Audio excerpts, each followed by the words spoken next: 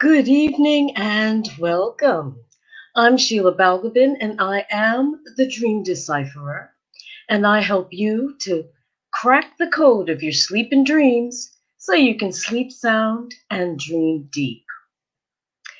This evening, I thought it would be interesting to look at sleep from a slightly different perspective in how it actually impacts our relationships, whether they be personal or professional.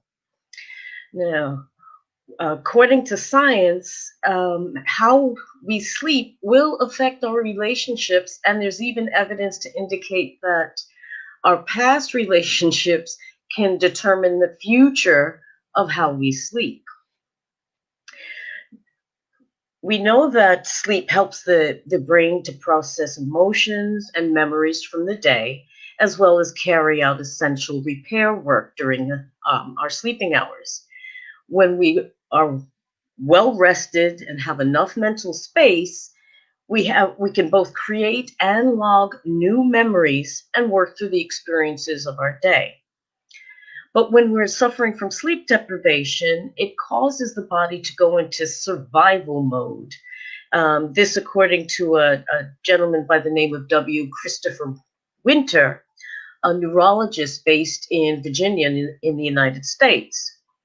He states in his book, The Sleep Solution, that in practical terms, sleep deprivation means that any superfluous activities, such as conversations with your partner, or social outings, or remembering to pick up the groceries or the laundry, go out the window completely.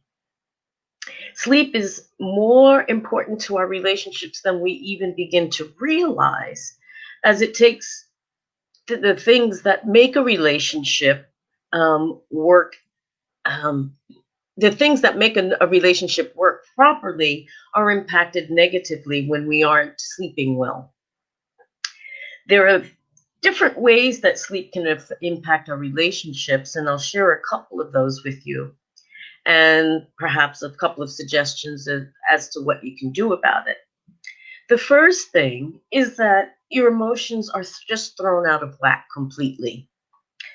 Even if you have you ever felt you're having a conversation with a colleague or your partner, and you're standing there and you're just like, get on with it already. What's your point? You're tired, you're snappish, you just can't be bothered. And it may just be because you're actually a bit tired. When you're sleep deprived, the part of your brain that ties emotions and memories together, called the amygdala, doesn't function properly. In fact, a 2013 study published in the journal Psychosomatic Medicine indicated that amygdala activity was linked to stressors in poor sleepers and actually predicted the symptoms of stress that people experience and depression.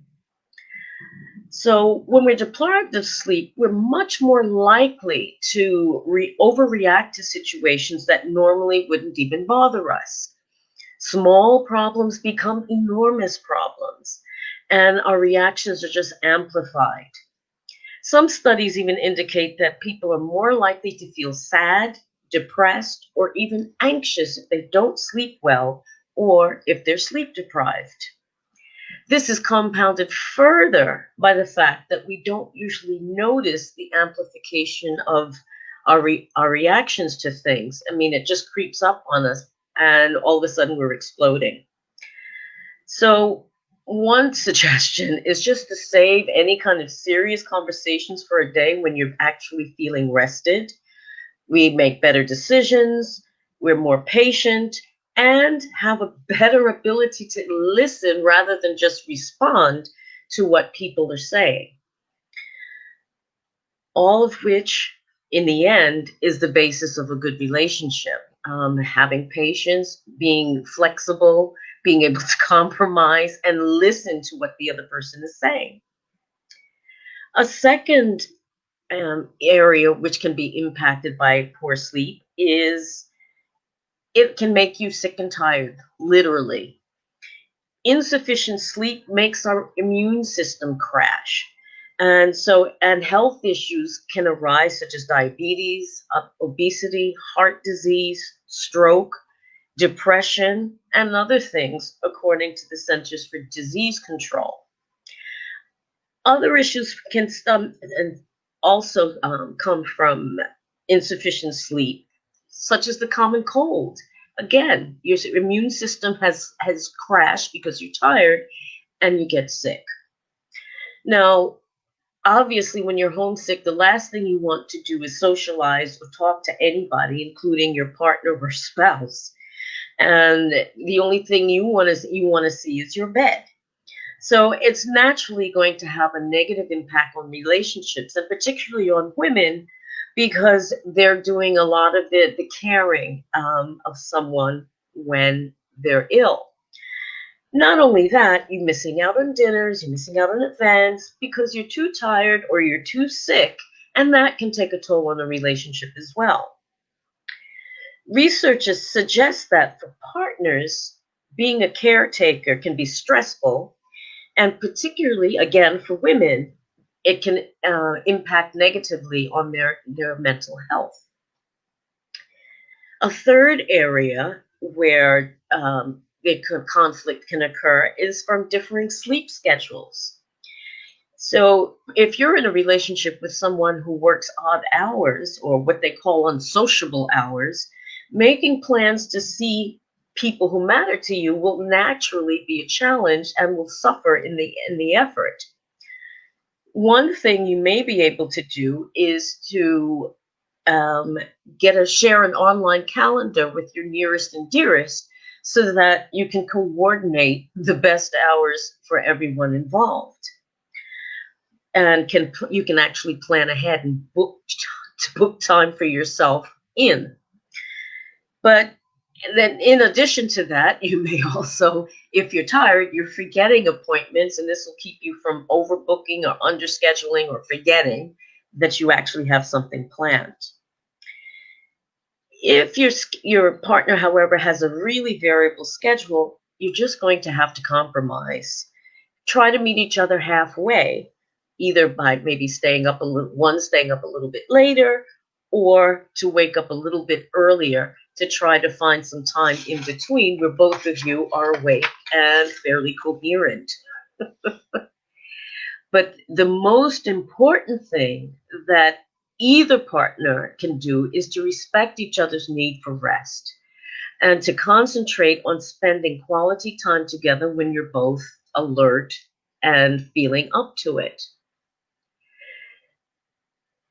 Um, Couples may feel like they have to almost ask their partner for permission to miss out on sleep so that they can spend time together. Rather than focusing on what you don't have, it would be better to focus on finding time in common where you can spend quality time together and stay awake.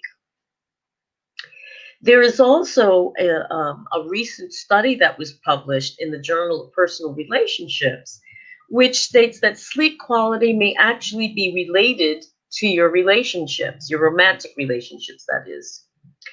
A press release stated that the quality of a person's romantic relationship and the life stress he or she experiences at two key points in early adulthood at ages 23 and 32 are actually related to sleep quality and quantity in middle age, around age 37, or middle adulthood, rather. Now, this study is adding to a growing body of research that shows that one of the important ways in which relationships impact individuals is by reducing the occurrence and severity of life stress. Excuse me, a lady by the name of Amy Gordon, who at the University of California in Berkeley is a psychologist and the lead investigator of a study on sleep and relationships, and stated recently that people who aren't getting enough sleep are less appreciative of their partners, and that poor sleep may make us much more selfish as we prioritize our own needs over that of our partners or colleagues or anyone else. Now, a possible solution, which isn't as radical as it sounds, is to get a sleep divorce. And what that means is that you sleep separately. And that doesn't mean you have to sleep in separate rooms. It just may mean to sleep in separate beds. And there's a lot of evidence to show that as relationships are so important to health, it's still not understood how the characteristics of people's individual relationships are affecting their health behaviors, including sleep. But this study that was conducted at the University of Minnesota suggested that one way that relationships affect our health behavior is through stress. So, in summary, it's important not only to make sleep a priority, it's also important to find ways to reduce stress in order to ease the pressure off of your personal or professional relationships. Now, there's a couple of simple things that you may be able to do to mitigate the effects of poor sleep, and they're low tech as well. The other one thing is just to simply make sure that you have a solid bedtime routine, which includes unwinding and relaxing before going to sleep. Self-care, in other words, whether that be doing some gentle yoga, not vigorous exercise that can overexcite the body and keep you from sleeping, but gentle exercise or a warm bath or shower, something like that. Maybe some aromatherapy oils in a burner a half an hour to 45 minutes before you go to sleep. The other thing is to remove distractions from your bedroom. No Wi-Fi, no work. Restrict your activities to in the bedroom to sleeping or making love rather than making war because you're tired. So there you have it. Just a few indicators of how your sleep or your partner's sleep may be affecting your relationship, and a couple of things that you may be able to do to improve things. Thanks so much for watching and listening. Have a great evening and a wonderful week ahead, and I'll see you again soon. Take care. Bye-bye.